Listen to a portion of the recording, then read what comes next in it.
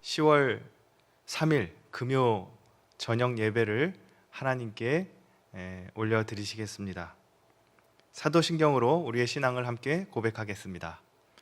전능하사 천지를 만드신 하나님 아버지를 내가 믿사오며 그 외아들 우리 주 예수 그리스도를 믿사오니 이는 성령으로 잉태하사 동정녀 마리아에게 나시고 본디오 빌라도에게 고난을 받으사 십자가에 못 박혀 죽으시고 장사한 지 사흘 만에 죽은 자 가운데서 다시 살아나시며 하늘에 오르사 전능하신 하나님 우편에 앉아 계시다가 저리로서 산 자와 죽은 자를 심판하러 오시리라.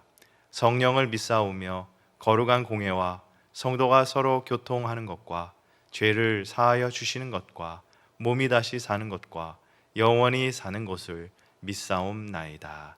아멘. 우리 다 같이 찬송가 425장을 함께 찬양 드리시겠습니다.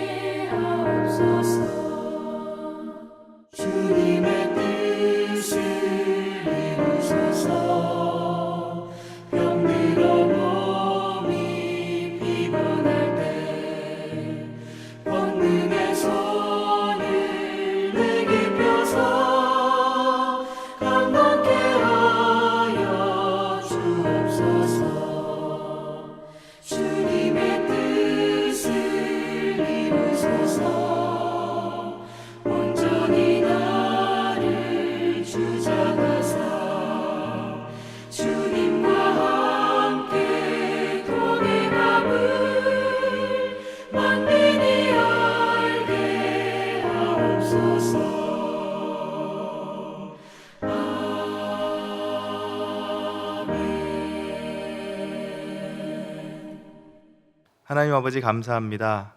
민족의 명절인 추석을 맞이하게 하신 하나님 감사합니다. 이 명절 기간에 하나님의 은혜와 사랑을 더 깊이 경험하게 하시고 또 먼 길 오고 가는 동안에 하나님 안전하게 지켜주시고 또 우리 오랜만에 만나는 그런 가족 친지들 가운데서 하나님의 사랑과 또 은혜와 또 예수님을 전하는 복된 우리의 삶이 되도록 이끌어 주시고 긴 명절 기간 동안에 하나님 가정의 행복과 평화와 위로와 회복과 격려가 넘치는 복된 추석 명절 되도록 인도하여 주시옵소서. 감사드리며 예수님의 이름으로 기도하옵나이다. 아멘. 하나님의 말씀 함께 봉독하도록 하겠습니다. 창세기 37장 1절부터 5절까지의 말씀을 우리 다 같이 함께 읽도록 하겠습니다. 야곱이 가나안 땅 곧 그의 아버지가 거류하던 땅에 거주하였으니 야곱의 족보는 이러하니라. 요셉이 17세의 소년으로서 그의 형들과 함께 양을 칠 때에 그의 아버지의 아내들 비라와 실바의 아들들과 더불어 함께 있었더니 그가 그들의 잘못을 아버지에게 말하더라. 요셉은 노년에 얻은 아들이므로 이스라엘이 여러 아들들보다 그를 더 사랑하므로 그를 위하여 채색옷을 지었더니 그의 형들이 아버지가 형들보다 그를 더 사랑함을 보고 그를 미워하여 그에게 편안하게 말할 수 없었더라. 요셉이 꿈을 꾸고 자기 형들에게 말하매 그들이 그를 더욱 미워하였더라. 아멘. 어느 때보다도 긴 추석 명절을 맞이하여서요, 정말 온 가족이 이 하나님 안에서 행복하고 건강하고 또 회복되고 치유되는 그런 추석 명절 되시기를 주님의 이름으로 축복합니다. 명절은요, 가족들이 함께하는 시간이죠.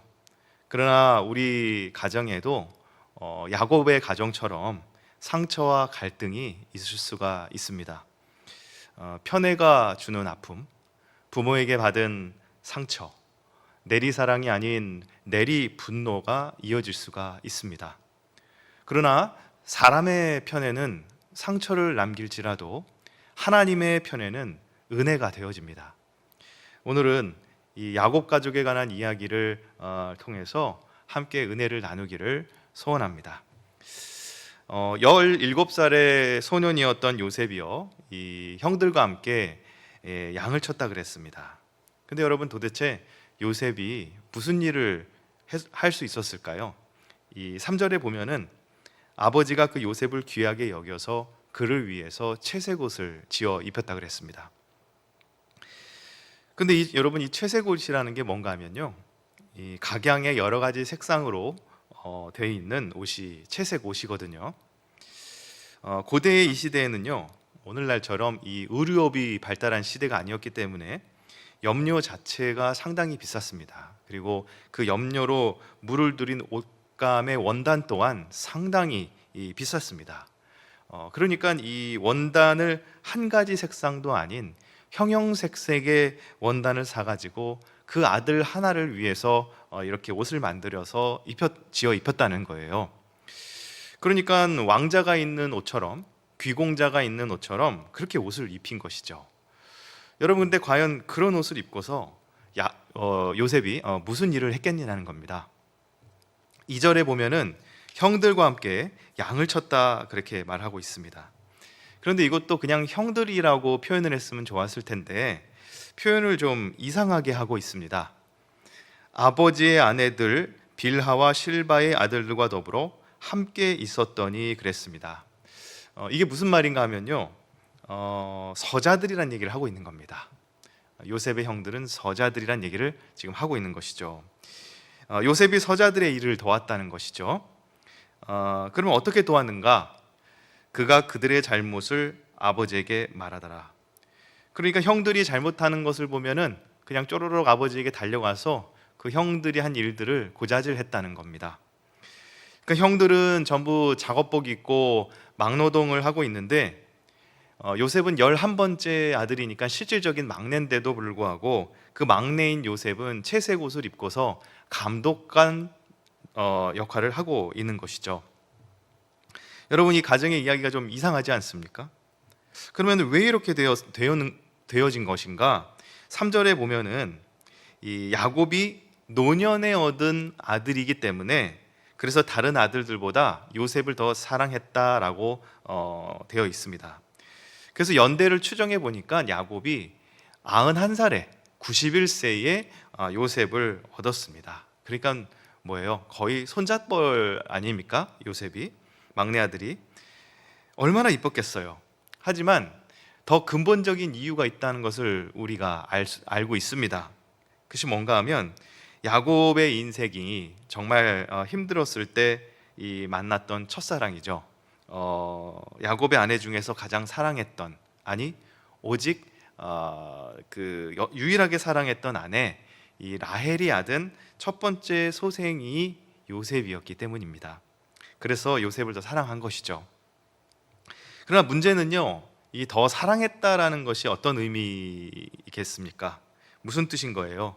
다른 아들들은 덜 사랑했다, 내지는 미워하기까지 했다, 나중에는 저주하기까지 했다 라는 것이죠. 여러분, 요셉의 입장에서 아버지의 그런 편애는 굉장히 좋은 것일 수 있겠지만은 형들 입장에서는 아버지의 그 사랑을, 과연 그 아버지의 사랑을 느끼면서 살 수 있었을까? 아버지의 최애하는 아들은 오직 요셉 하나뿐이었습니다. 그런데요, 여러분, 정작 야곱 자신도요, 이 편애의 희생양이 될 뻔한 인생이었거든요. 야곱의 아버지 이삭은 참 특이하게 남성미가 넘치던 큰아들 에서를 편애했습니다. 그러니까 아버지에게 받지 못하는 그 사랑과 아버지에게 받지 못했던 그 축복을 자기가 한번 받아보겠다고 온갖 수단과 방법을 가리지 않고 편법을 동원했다가 야곱 자신이 먼 타지에서 죽을 뻔한 고생을 하지 않았습니까?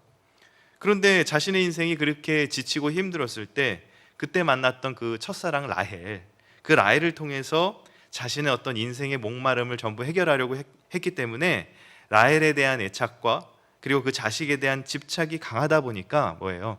다른 자식들은 눈에 들어오지 않았다는 겁니다. 사랑하지 않았습니다. 그러니까 야곱 자신이 어떻게 보면은 편애의 희생양이 될 뻔했던 사람인데 그 편애의 대물림을 어느 순간에 자신이 하고 있더라는 것이죠. 여러분은 어떠십니까? 어린 시절 한번 생각해 보면은 굉장히 오래전 일이긴 하겠지만은 어린 시절에 이 아버지에게 받은 상처 또 어머니에게 받은 그 상처가 너무 커서 어떤 분들은 이제 60대 70대가 되었어도 그것이 잊혀지지 않고 트라우마로 그렇게 남아있고 그것이 한이 맺혀서 그렇게 마음속에 한으로 맺혀서 있는 분들도 계시지 않습니까? 그런데 어느 순간 여러분도 여러분들의 자녀에게 이런 편애를 혹시 대물림하고 있지는 않습니까? 여러분 보통 사랑을요 내리사랑이라고 말을 합니다. 물이 내려갈수록 낙차폭이 크고 빠르게 물이 흘러내려가고 또 졸졸 흐르던 시냇물도 아래로 내려가면 내려갈수록 강물이 되고 바다가 되는 것처럼 내리사랑, 즉 부모가 여러분 자식 사랑하죠. 그러나 할아버지 할머니가 그 손주를 사랑하는 것만큼 그렇게 사랑하겠습니까? 할아버지 할머니들이 엄청나게 손주들을 사랑하잖아요. 이뻐하잖아요. 내리사랑이라고 하지만 여러분 내리 분노도 가정에 있을 수가 있습니다. 아버지의 분노 때문에 내가 그렇게 살면서 상처를 받았는데 어느 순간 나도 모르게 내 자녀에게 내 자식에게 그 분노를 막 표출하고 있는 거죠. 아버지의 알코올 중독, 폭력, 외도 이게 너무나 힘들었는데 어머니의 분노, 집착, 강박, 우울증 그게 너무나 고통스러웠는데 어느 순간에 나도 내 자식에게 그것을 그대로 쏟아붓고 있는 그래서 그 자녀들이 피눈물을 흘리게 만드는 일이 가정에서 너무나 많이 일어나고 있다는 거예요. 여러분 요셉의 인생을 한번 생각해 보면요. 요셉은 아버지의 편애를 받았을 뿐만 아니라 하나님의 편애도 받았습니다.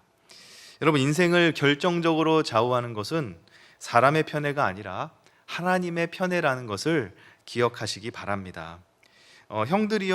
형들의 인생을 열심히 나름대로 살아서 나름대로 열심히 살고 해서 나름대로 성공하고 나름대로 그들의 자신들의 인생을 반전시킬 수도 있었겠지만은 여러분 하나님이 편애하시는데 그 하나님의 편애를 누가 어떻게 뒤집을 수가 있겠어요?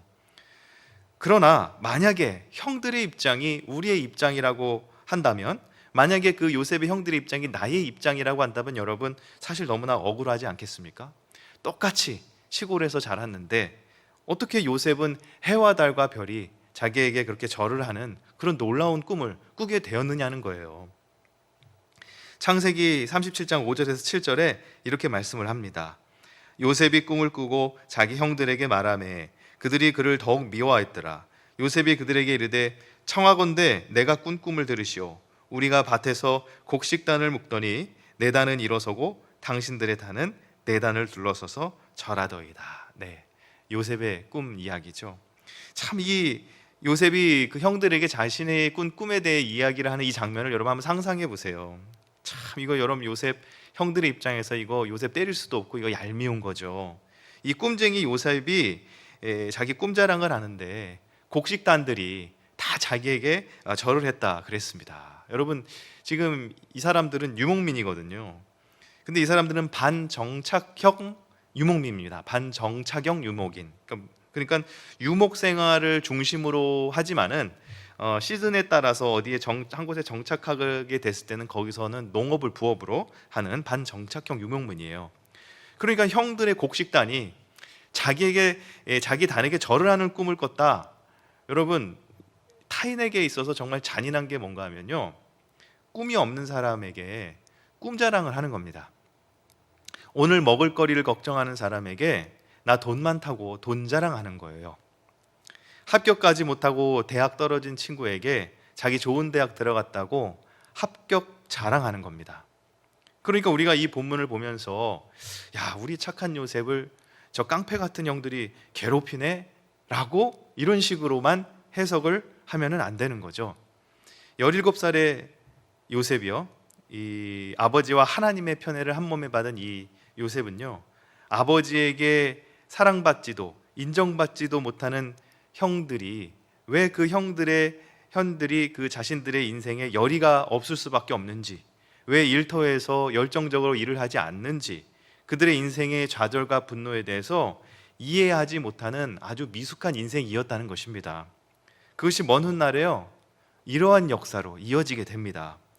이 400년 동안 애굽의 종살이에서 빠져나와서요, 광야 40년을 지나서 드디어 약속의 땅 앞에 이르렀는데 갑자기 이상한 반응을 보이는 세 지파가 있었습니다. 어떤 지파였는가 하면은 루벤과 갓, 므낫세 반지파였습니다. 그 루벤, 갓, 므낫세 반지파가 요단 안쪽이 아니라 바깥쪽 동편에 주저앉겠다고 결정을 한 거예요.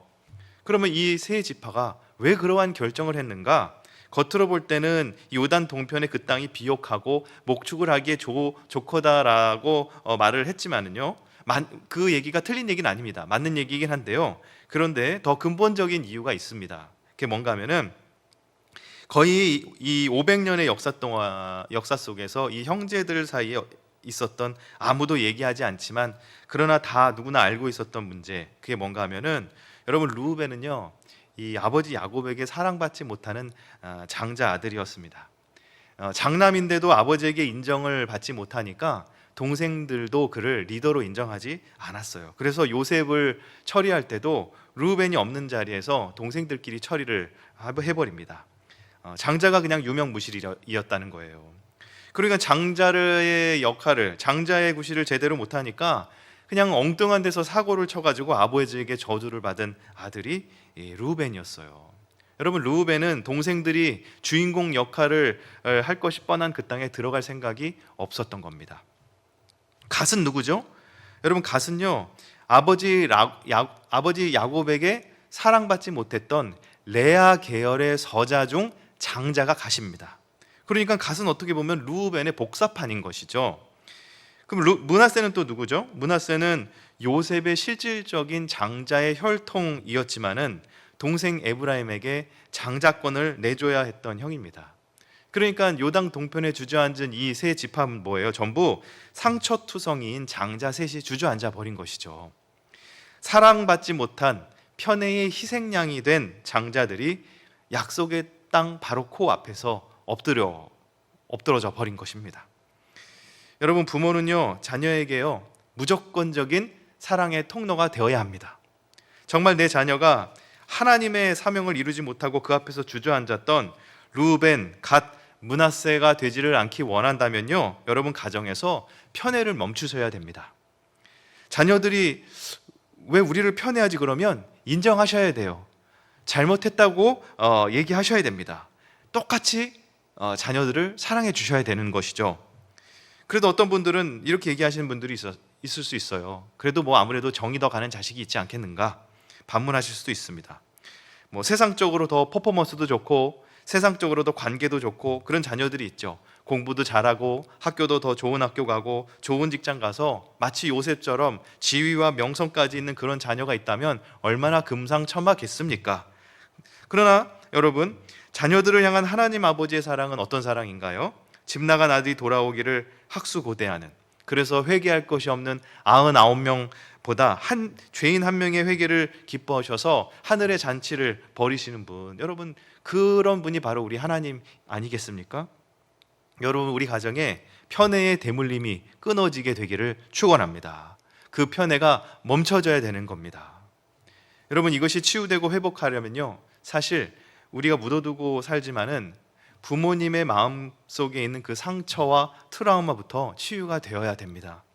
하나님의 은혜가 우리 가운데 충만히 채워져서 우리 자녀들 가운데 하나님의 사랑과 은혜가 예외 없이 모든 자녀들에게 흘러갈 수 있게 있어야 되는 것이죠. 그렇게 여러분 가정에 그러한 일이 일어나기를 주님의 이름으로 축복합니다.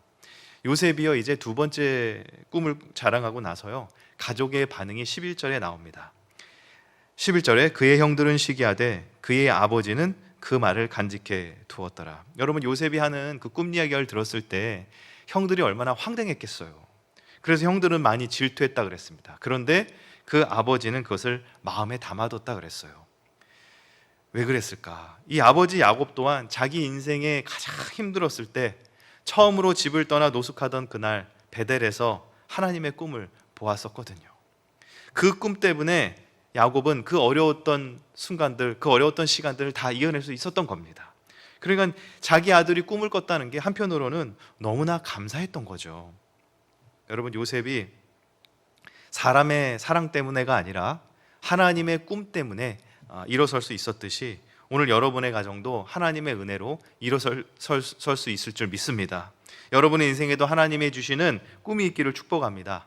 이번 추석 명절에 하나님의 사랑이 여러분과 여러분의 가정 가운데 충만히 흘러 넘치게 되기를 주님의 이름으로 축복합니다. 네, 우리 함께 기도하시겠습니다.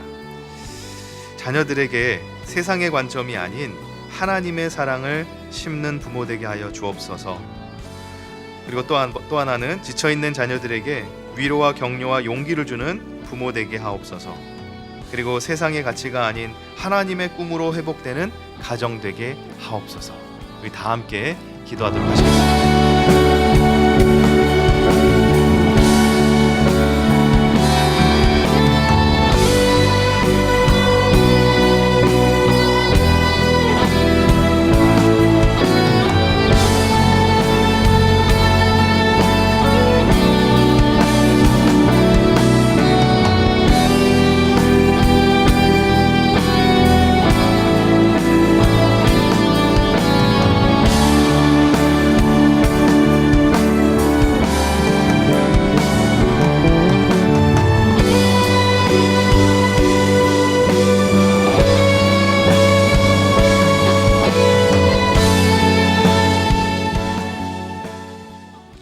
하나님 아버지, 우리가 우리 자녀들에게 하나님의 꿈을 심어준다고 했지만은 너무나 세속적인 관점을 심었던 것은 아닌지 돌아보게 하옵소서.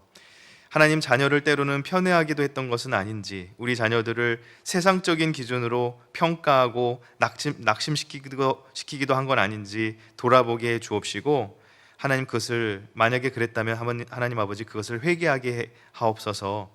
우리의 마음을 이 시간 다시금 새롭게 해주시고, 자녀들마다 하나님 주신 기질도 다르고 달란트고 다르고 은사가 다르고 인생에 가야 할 방향이 다 다른데 하나님, 각자에게 주신 그 길을 아낌없이 축복해주고 격려해주는 부모 되게 해주시고 우리 자녀들의 마음의 상처를 치유해 주시고 회복시켜 주시옵소서.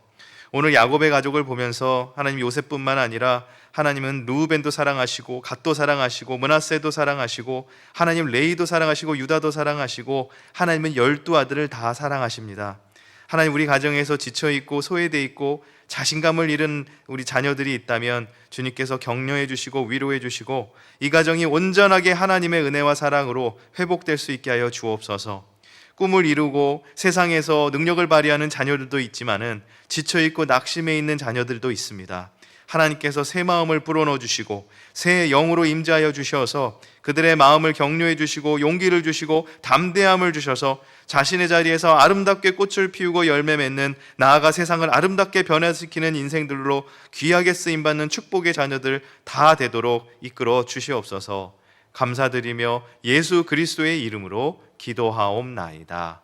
아멘. 하늘에 계신 우리 아버지여, 이름이 거룩히 여김을 받으시오며 나라에 임하옵시며 뜻이 하늘에서 이루어진 것 같이 땅에서도 이루어지이다. 오늘날 우리에게 일용할 양식을 주옵시고 우리가 우리에게 죄 지은 자를 사하여 준 것 같이 우리의 죄를 사하여 주옵시고 우리를 시험에 들게 하지 마옵시고 다만 악에서 구하옵소서. 대개 나라와 권세와 영광이 아버지께 영원히 있사옵나이다. 아멘.